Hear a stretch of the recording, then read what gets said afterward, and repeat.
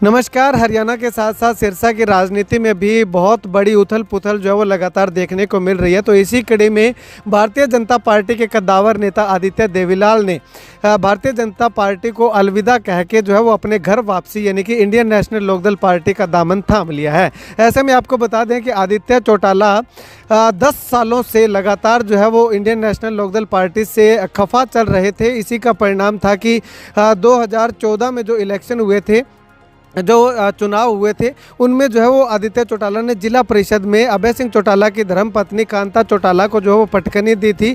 और उसके बाद से लगातार भारतीय जनता पार्टी में आदित्य चौटाला जो है वो लगातार जो है वो सेवाएं दे रहे थे। इसके बाद भारतीय जनता पार्टी ने भी जो है वो आदित्य चौटाला को चेयरमैन बनाया। अगर बात करें तो जिला प्रधान यानी कि जिला अध्यक्ष के पद पे भी जो है वो रहे।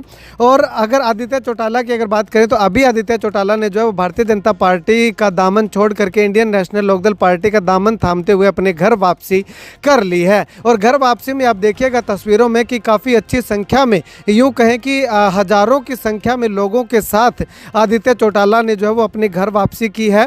और आदित्य चौटाला इनेलो से खफा क्यों हुए थे उसका अगर कारण बताना चाहें तो जो चौधरी ओम प्रकाश चौटाला जब ऐलनाबाद से चुनाव लड़े थे और उचाना से चुनाव लड़े थे, तो उस समय जो है वो ऐलनाबाद से ओम प्रकाश चौटाला के कवरिंग कैंडिडेट के तौर पे जो है वो आदित्य चौटाला को रखा गया था। और उसके बाद जब ओम प्रकाश चौटाला ने ऐलनाबाद विधानसभा से इस्तीफा दिया, तो उसके बाद जो है वो अभय सिंह चौटाला को वहाँ से चुनावी प्रत्याशी बनाया गया था। उपचुनाव में अभय सिंह चौटाला जीते भी थे।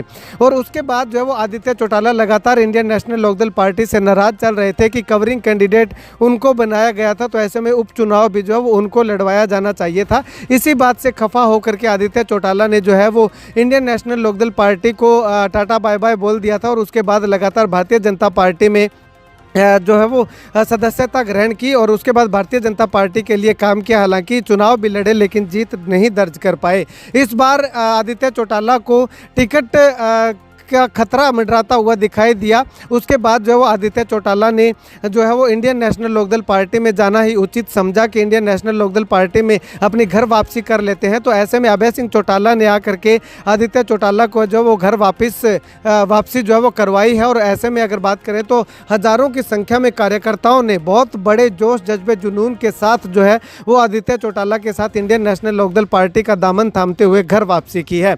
इस दौरान आदित्य चौटाला और अभय सिंह चौटाला क्या कुछ बोले हैं, और इसके बीच में एक तस्वीर मैं आपको और भी दिखाना चाहूँगा कि जैसे ही अभय चौटाला मंच पे पहुँचे तो आदित्य चौटाला के भाई अनिरुद्ध देवीलाल जो है वो भावुक जो है वो हो गए थे। और ऐसे में अगर बात करें तो आदित्य चौटाला की बुआ जो कि चौधरी देवीलाल की बेटी हैं शांति देवी जी, वो भी जो है वो इस मंच पे जो है वो मौजूद रहीं। उन्होंने भी जो है वो लोगों से मार्मिक अपील की। और जैसे ही वो अपील कर रही थी तो अनिरुद्ध चौटाला जो है वो, जो कि आदित्य चौटाला के भाई हैं, वो जो है वो भावुक वहाँ पे जरूर हो गए थे। तो यानी कि ये एक बहुत ही ज़्यादा भाव विभोर कर देने वाला दृश्य जो है वो सामने आया। ऐसे में 10 सालों बाद आदित्य चौटाला ने घर वापसी की है। तो घर वापसी पे क्या कुछ बोले सुनिए जरा। अगर आपको बुरा लगे टोक लेना, अगर आपको मेरे पे विश्वास है कि जो फैसला मैं करूं आप सब लोग उस फैसले के साथ हैं, तो एक बार हाथ खड़े करके कह दो कि आदित्य तेरे हर फैसले के साथ हम हैं। अगर 10 साल मैंने आपकी सेवा की, 10 साल, तो आप ये मान के चलो कि आगे ये सारी उम्र मैं आपकी सेवा करूंगा और आपके मान सम्मान को कहीं ठेस नहीं पहुंचाने दूंगा। मुझे बहुत से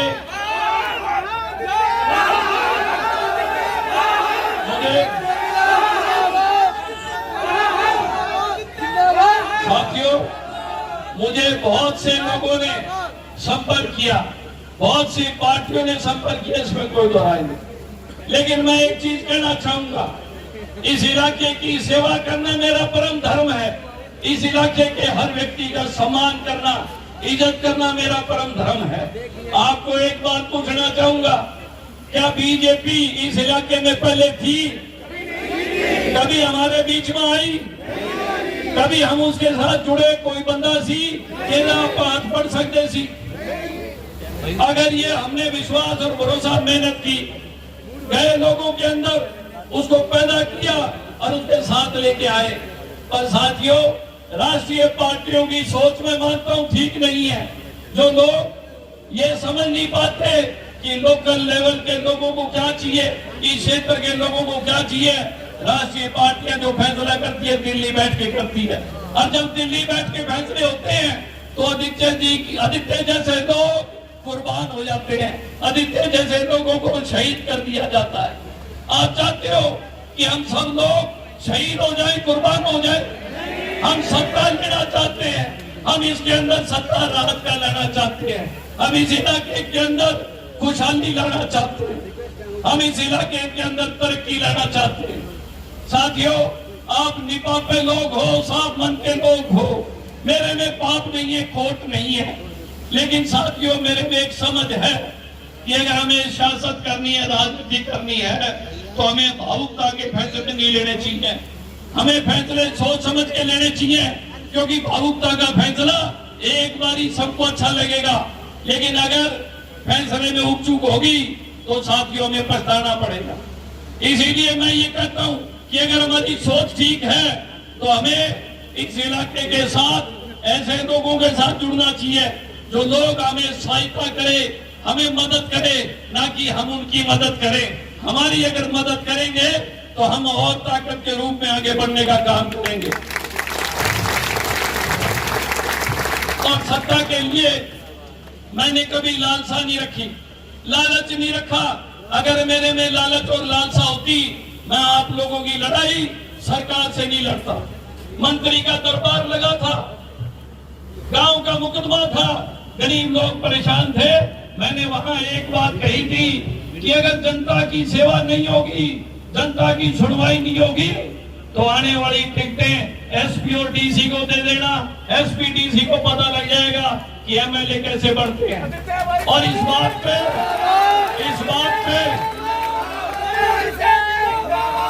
जनता जो थी, लोगों ने कहा कि तेरा फैसला ठीक है, लोगों ने माना कि आदित्य जनता की लड़ाई लड़ता है, लोगों ने ये माना कि आदित्य जनता के साथ खड़ा है। और साथियों, मेरा उसी टाइम भरोसा विश्वास लोगों के साथ बढ़ा और लोगों ने यकीन किया कि हम सब लोग आदित्य के साथ चलेंगे। मैं एक चीज पूछना चाहूंगा, हमें चंडीगढ़ जाना चाहिए या नहीं जाना चाहिए? मंदिर हमें सवारी लेनी चाहिए या नहीं लेनी चाहिए? मजबूत सवारी लेनी चाहिए या नहीं लेनी चाहिए? आप मेरे फैसले में सहमत हो नहीं हो?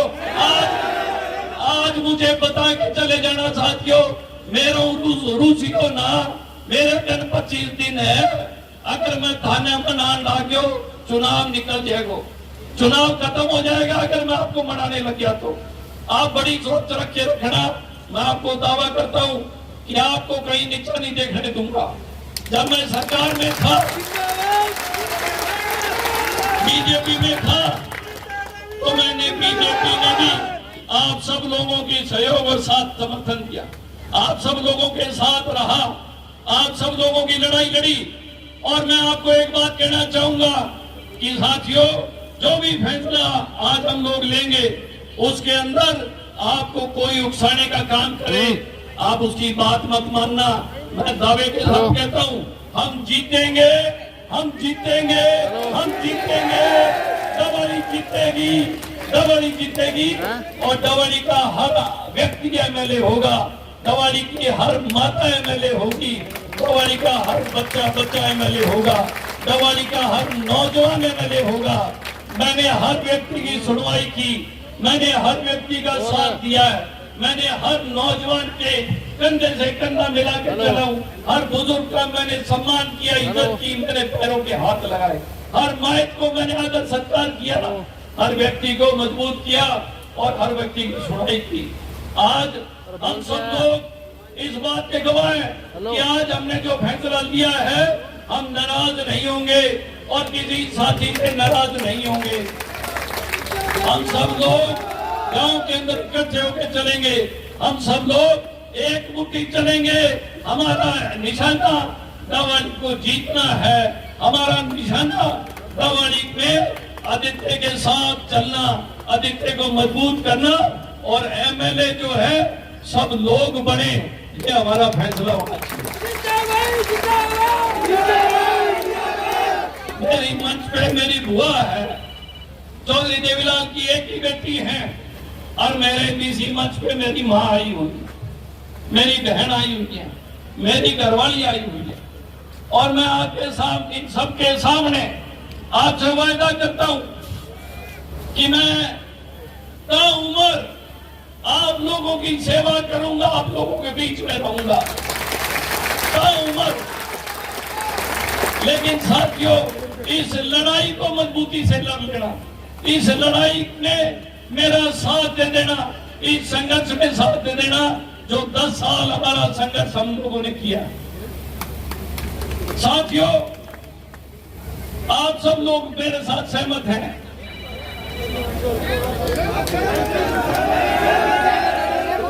अरे क्या मैं फोन करो काम लाग रही हूँ मैं। मैं चाहूंगा मेरी माँ आपसे अपील करे, एक बारी मैं मेरी माता को एक बारी आपके समक्ष लाना चाहूंगा। मेरी दुआ है।